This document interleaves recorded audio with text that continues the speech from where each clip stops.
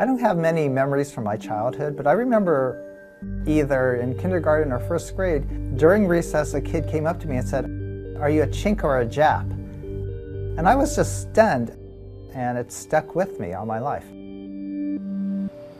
Well, I have a really distinct memory and a flashback to a time my dad took me and my sister out to go eat sushi.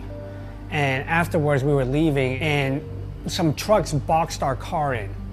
And you could tell who it was because a bunch of big white guys were standing nearby at the liquor store just watching my dad struggle to get his car out. And I remember this, watching and wondering why they're not moving their car. I love running in the mornings, and now I hesitate to go out in the mornings to run, or even in the evenings when I'm by myself. What happened to my grandmother has impacted the way I move in the world.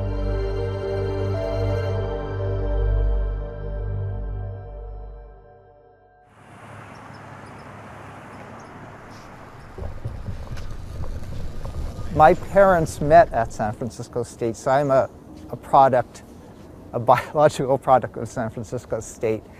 Because they were able to go to college, and I was afforded a real middle-class upbringing and got to attend pretty good schools. What's remarkable about my public education is we had ethnic studies even in high school. I actually had an Asian American studies class. So Asian American studies helped me develop solidarity with others, recognizing, wow, a lot of the experiences of Asian Americans and other communities of color are really similar because of race, because of how we faced exclusion and segregation, mass detention, deportation. I'm a fifth-generation Chinese American. My great-great-grandparents moved from the Hong Kong area to Monterey, California in the 1860s. So during the gold rush in the 1840s and 1850s, Chinese began to arrive in large numbers to mine in the gold fields. So the Chinese population grew subsequently in the 1860s, 1870s. We helped build the railroads. In some states, the Chinese proportion of the population made up a quarter of the state. And early on, they faced discrimination. White workers complained that Chinese were stealing their jobs. Diseases of malaria, smallpox, and leprosy were all blamed on Chinese in the 19th century. Those stereotypes, those representations were used to pass the 1882 Exclusion Act, the first piece of legislation to bar an entire ethnic group. Just a couple of years after the passage of the 1882 Exclusion Act, about 200 Chinese settlements were actually forcibly removed, driven out by mob violence. My own family, they had homes, they had a thriving business, but when the townspeople wanted the Chinese out, the landlord evicted them. When the Chinese wouldn't leave, a fire burned down the entire village. So my great-grandparents, again, saw their entire life's work burned down, and then they had to move to San Francisco Chinatown as the only place of safety against that racism.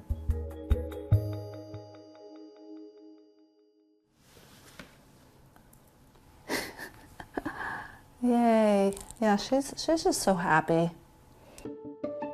Yik Oi Huang, she's my maternal grandmother, and her name actually means abundant love. And that's the spirit that she has embodied quite naturally throughout her life. She came when she was in her 50s with her husband to reunite with her family, with her daughter, my mother. My grandmother would work long hours as a garment worker, and also sometimes she'll wash dishes to make ends meet. And I never heard her complain. She walks the park across the street from her house, actually as a playground, do her Qigong and Tai Chi routine. My mother would warn my grandmother to not go out in the morning or by herself. However, the response my grandmother gave was, "Why would anyone attack me? I'm just an old lady." I know that Asians who live in multiracial low-income communities are often exposed to crime, like other residents of the neighborhood. It's almost like crime is a part of normal life of growing up or living in a particular neighborhood. You don't want it to happen, but it happens. And is only exacerbated over the last couple of years. It wasn't really until around the pandemic when we realized how much the Asian communities were victimized more so. Because we're also part of those communities. Like, we live in very impoverished areas of San Francisco. The model minority that Asians are rich is false, because I sure the hell ain't. You know, my grandparents aren't, my aunties aren't. I've heard these stories all my life, so it's not a surprise. There are these occurrences, and I never thought it would happen to my grandmother at this level of brutality.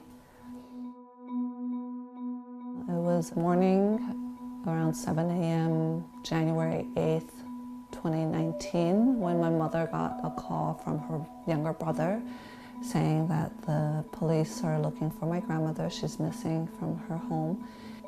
My grandmother lives about 4 blocks from us, and so we get to the house, she's not there. My dad was smart. He traced where she normally walks, and so he finds her unconscious at the base of the slide in this really terrible state. And it was quite graphic. Dried blood, she's blue, she's pale and bloated, and I remember feeling like a zombie floating around, trying to make sense of it all and wanting to do something. So this photo here was just shortly after the attack, and she was hospitalized for a whole year. She had to have a lot of reconstructive surgery since her face was pretty much bashed in, her eyes were bashed. She couldn't speak, she just would grunt or maybe give us a small grin. But we all agreed it was time to let go.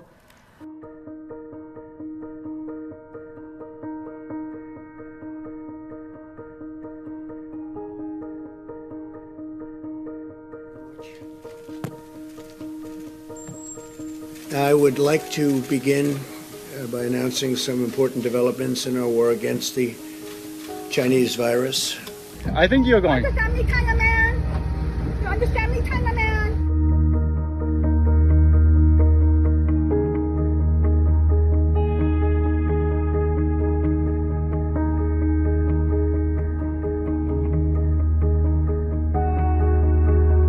San Francisco now, during the surge of racism during the pandemic, has really high rates of anti-Asian, anti-Pacific Islander incidents of hate.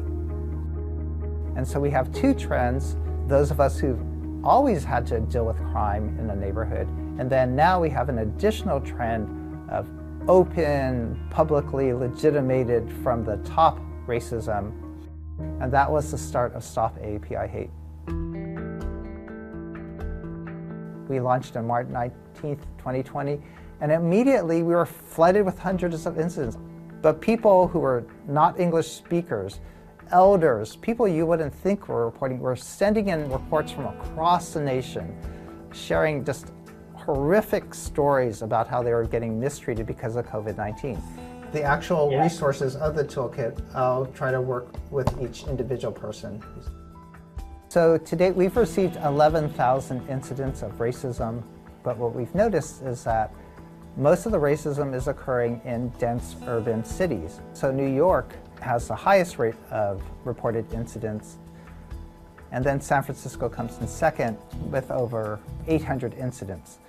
Our trends have been consistent, and it seems like bullies attack those whom they think they can bully. So women report twice as much as men. We have high numbers of elders reporting. Our Asian elders, they often don't speak English. They don't have online technology. So the high rate of elders reporting us just shows that it is a problem facing them.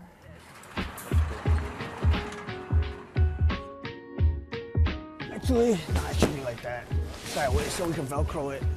Physical activity isn't really a thing for elderly Asian people, besides like Tai Chi, but like self-defense and fighting, like that's not something we really do. So we just wanted to do something because we didn't see a lot of action at that time.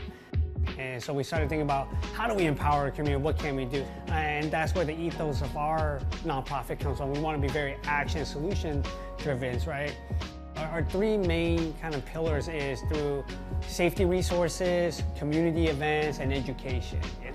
And this is Richie, he's our black belt instructor. Nice to meet you. And right now, we know the most important thing to the Asian community is safety. And we realize now that we have to bring dim sum out to Chinatown to get them to come out. Come join Free Self-Defense and free pork buns. But when they come out, they have a great time. You know, they really do enjoy it. And it's really about the cross-generational community building than it really is about the self-defense techniques that we show them. We want them to know the younger generation cares and is here to take care of them.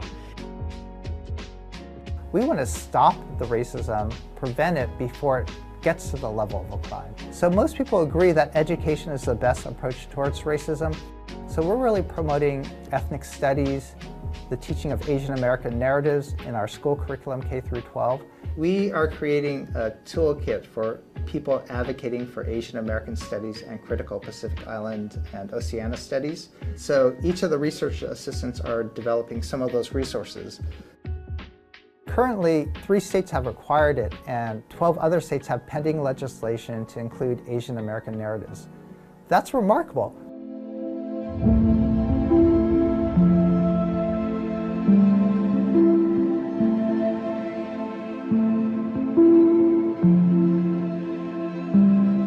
Although I have come to a place of forgiveness, there's still pain and feelings of grief that wells up occasionally. I saw this incident with my grandmother as an opportunity to reach out and to connect with people who don't look like me or us, and to understand each other so that this incident and other incidences don't happen again.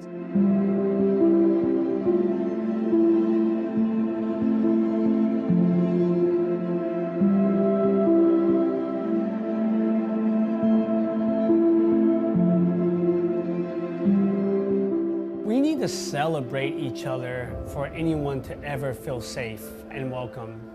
You know, and I don't think that's a political thing. You can put all the hate crime laws out there. There are hate crimes law out there, and it's not doing anything. It's when you culturally celebrate and embrace each other, that's what we need. For me to feel belonging in the U.S. is for invitations to be extended, to be included into different spaces, for, I think, acknowledging each other's presence, regardless of language or culture. It's just, I see you are here, and you're a human, I'm a human. That, to me, makes me feel belonging. What keeps me going is to see the Asian American community stand up to the racism. We've always fought back against racism. This is a devastating time for us, but we're also standing up and making long-term change.